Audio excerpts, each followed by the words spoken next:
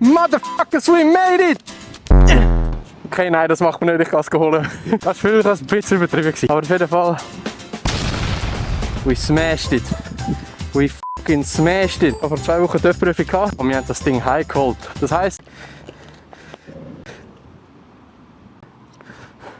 Lachst du mich aus? Ich habe das Ding jetzt so cool verbrechen, aber das sollte irgendwie nicht. Hey, es hat irgendwie geklappt. Da auf dem Platz bin ich Slalom gefahren wie ein Gestörter. Ich muss verstehen, natürlich kann ich das Ding jetzt schon 1,5 Jahre lang fahren. Aber ein ganz wichtiger Punkt ist, ich kann nicht 1 Sekunde daran zweifeln, dass ich das nicht schaffen könnte. Dass du es schaffst, du hast nicht daran zweifeln, dass du es schaffst. Ich habe gewusst, es wird verdammt knapp. In diesen 2 Wochen sind so viele Wunder passiert. Ich habe beim Üben per Zufall jemanden getroffen, der mir einen Mech empfohlen hat, wo mir 1 Woche vor der Prüfung noch neue Reifen, Kette gespannt, Service gemacht hat. Ich habe vom Straßenverkehrsamt angerufen und habe den letzten Termin bekommen. Ich habe über mein Social Media noch einen Fahrlehrer gefunden, der am Freitag, 4 Tage vor der Prüfung, noch Zeit hatte, um mir noch Tipps zu geben. Und da ein riesen Danke auch an euch für die riesen Unterstützung, die gekommen ist. Und das zeigt einfach wieder, Leute, glaubt daran. Glaubt an das, was ihr macht. Glaubt an das, für das ihr einsteht. Glaubt an euch selber. Das ist so wichtig, weil das Glauben entscheidet am Schluss über alles. Always believe in yourself.